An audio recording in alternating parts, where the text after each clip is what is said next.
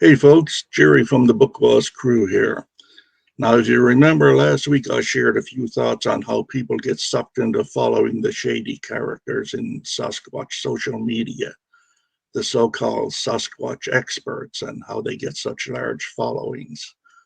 Well, this week I wanted to share a few thoughts on the future of Sasquatch research with the arrival of artificial intelligence. Now, this is something that's going to affect everyone on social media at any level and with any subject you care to mention. In 1993, to just give you a little bit of background, I read a book called The Last Book You'll Ever Read by Frank Ogden. Odd name for a book, right? But it was an eye opener because it explained a lot about the tech industry and the marketplace. And as if to reinforce the point, the book came out in hardcover and with an audio cassette version included, taped right to the cover. I thought that was a pretty good marketing ploy for sure. But I guess it wasn't until I got my first computer, my first custom built computer tower, I should say, that I truly started to understand what the book was warning me about. I found myself sort of being carried along in a quest for knowledge, and the requirements were more hard drive storage space and more RAM, and you could never have enough of either. You remember those days? Now, for those of you who remember the 90s, you will recall that there were no gigabytes or terabytes. You were lucky to have a few hundred megabytes of hard drive and a few dozen RAM. You're in a constant upgrade mode, bigger, better, faster. So it was necessary that every few months I would truck my computer over to my tech guru to have a better sound card installed or a video card, or if I had the money and you clutch your pearls, motherboard. Now, most of these things were secondhand, of course, because if you could afford a new motherboard, then it was likely you could afford to buy a store-bought computer, complete with a warranty. So anyway, armed with my cassette deck and my VHS player, I graduated from the 90s and entered a new millennium. Laserdisc, DVD, CD, thumbnails. Knowledge was coming at you by way of a number of sources. DOS was out and Windows was in. Forums, websites, blogs, Facebook, YouTube, Twitter, TikTok, Instagram. Boy, researcher, it sure beats spending a rainy afternoon in some library scanning bookshelves for something Sasquatch related, eh? But at some libraries, there were entry-level books available, even at fine secondhand bookstores. Books by Napier, DeHinden Green, and later on many more. There were also the TV shows available, which had been made in the 70s. Who dared you to believe? Instant information, confirmation, tribalization, real-time communication, all doing their part to muddy the waters of research. Now we have our biggest hurdle yet to contend with: artificial intelligence, the destroyer of truth and reality, soon to be ruling over a land of already questionable evidence. The anti-research gods just keep on pissing all over our sleeping bags, don't they, guys? Okay, let's see. What is AI? Okay, I'm no expert. You probably know as much about it as I do, but it has been around for some time now, I gather, laying just within our peripheral vision. It has been changing the landscape of communication and how we see the world and each other. So let's take a peek at the different levels of artificial intelligence, shall we? Along with their abilities and limitations. Picture this: a machine that could organize your cupboard just as you like it, or serve every member of the house a customized cup of coffee. Makes your day easier, doesn't it? These are the products of artificial intelligence. But why use the term artificial intelligence? Well, these machines are artificially incorporated with human-like intelligence to perform tasks as we do. this intelligence is built using complex algorithms and mathematical functions. But AI may not be as obvious as in the previous examples. In fact, AI is used in smartphones, cars, social media feeds, video games, banking, surveillance, and many other aspects of our daily life. The real question is, what does an AI do at its core? Here is a robot we built in our lab, which is now dropped onto a field. In spite of a variation in lighting, landscape, and dimensions of the field, the AI robot must perform as expected. This ability to react appropriately to a new situation is called generalized learning. The robot is now at a crossroad, one that is paved and the other rocky. The robot must determine which path to take based on the circumstances. This portrays the robot's reasoning ability. After a short stroll, the robot now encounters a stream that it cannot swim across. Using the plank provided as an input, the robot is able to cross this stream. So, our robot uses the given input and finds the solution for a problem. This is problem solving. These three capabilities make the robot artificially intelligent. In short, AI provides machines with the capability to adapt, reason, and provide solutions. Well, now that we know what AI is, let's have a look at the two broad categories an AI is classified into. Weak AI, also called narrow AI, focuses solely on one task.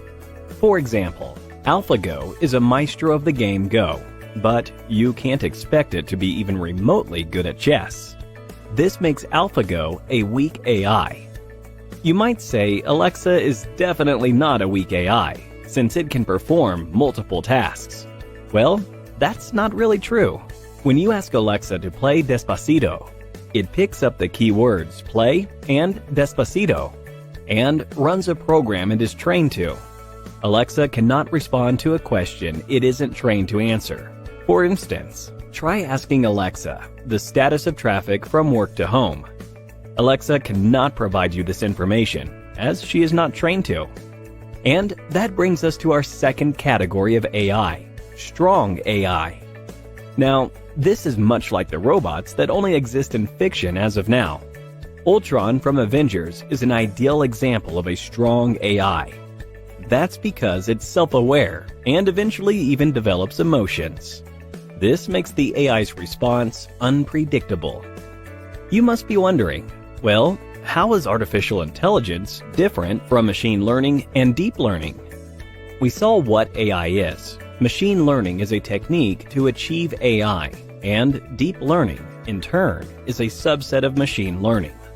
Machine learning provides a machine with the capability to learn from data and experience through algorithms.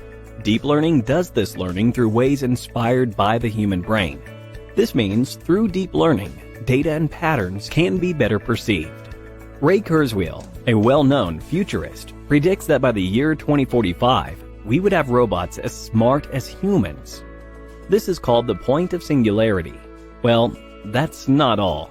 In fact, Elon Musk predicts that the human mind and body will be enhanced by AI implants, which would make us partly cyborgs. Since the human brain is still a mystery, it's no surprise that AI too has a lot of unventured domains. For now, AI is built to work with humans and make our tasks easier.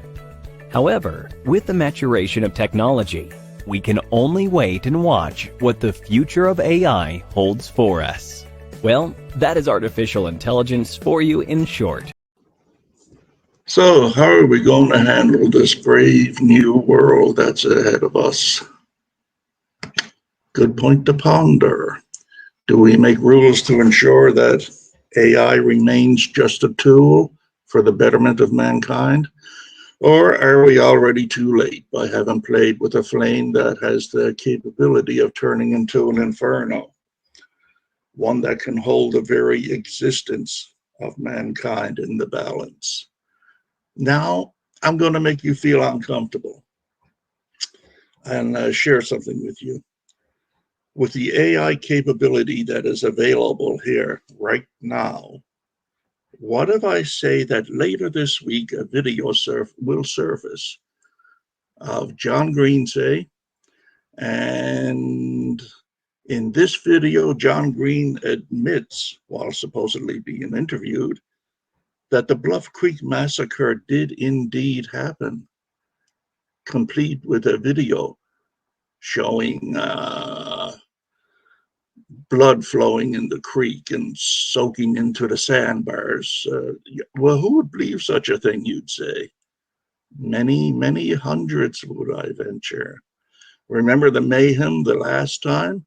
And that was just from a badly photoshopped video clip. And what a stir that caused. I'll give you an example just to back up what I'm saying here. I am not Morgan Freeman, and what you see is not real. Well, at least in contemporary terms, it is not.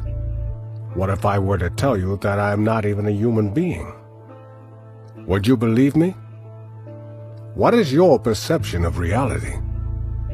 Is it the ability to capture, process, and make sense of the information our senses receive? If you can see, hear, taste, or smell something, does that make it real? Or is it simply the ability to feel?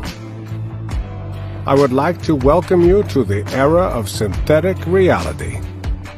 Now, what do you see?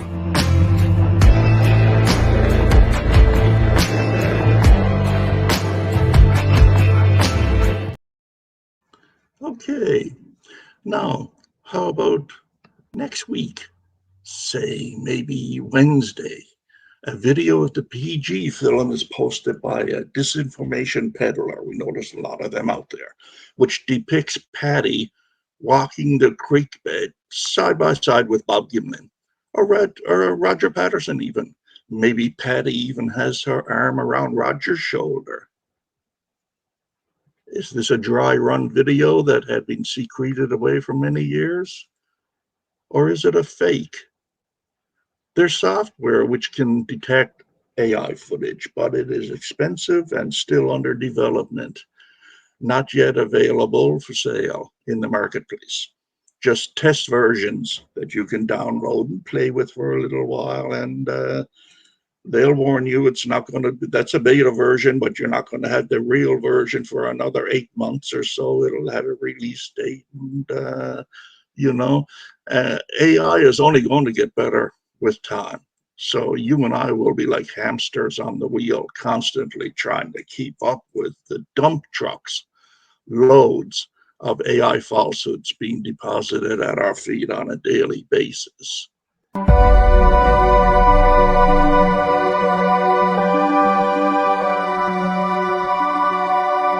Artificial intelligence is easily one of the most prevalent themes in all of science fiction.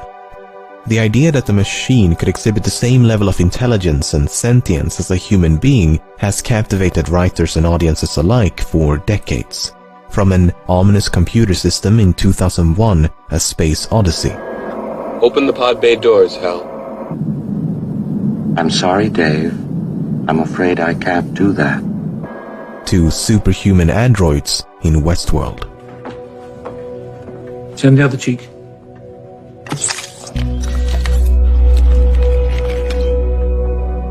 This captivating subgenre of science fiction has experienced a diverse range of depictions. But fiction has a habit of romanticizing certain aspects, such as the frequent inclusion of humanoid robots. Building a robot in pursuit of AI is a bit like constructing the chassis of a car before the internal combustion engine was even invented.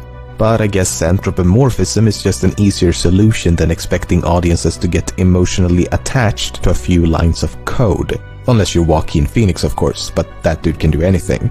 In recent years, a few outspoken intellectuals such as Elon Musk, Sam Harris, Stephen Hawking, Nick Bostrom to name a few, have voiced genuine concerns for the rise of artificial intelligence as brilliant minds across the globe are competing to retrace the hundreds of millions of years of evolution that resulted in the human brain.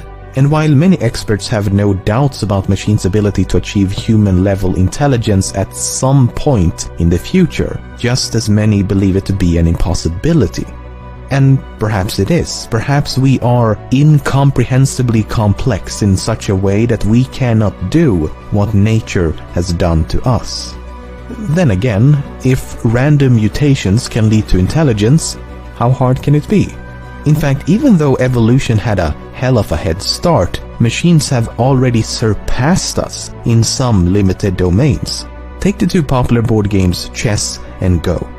The best human chess and Go players in the world have been defeated by artificial intelligence. Just think about that. No human player will ever again become the best at either of these two games. No matter how hard you try, even if you dedicate your entire life to become the best player you could possibly be, it will never be enough. Luckily for us, there's a lot more to the human condition than chess and Go, but is it that dubious to think that more general talents and abilities could be rendered equally obsolete? Assuming it's possible, what happens when machines become more competent at performing any and all physical and mental labor? If AI becomes more competent in every regard, then what purpose or function would be left for us to serve it? If you pause the video, see if you can discern which of these two paragraphs were written by an AI. Now this is one of my favorites. Many of you have likely played around with text-to-speech engines. You input some text and then a voice will read it aloud.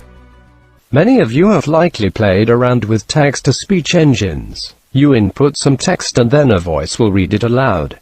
Please send help. Up until now, this has been accomplished by having a voice actor read a long series of sentences and words. Then you splice the syllables into tiny samples before attempting to stitch and morph them back together. Artificial intelligence can not only do this in seconds, but can also produce a more natural-sounding speech. Let's take a listen.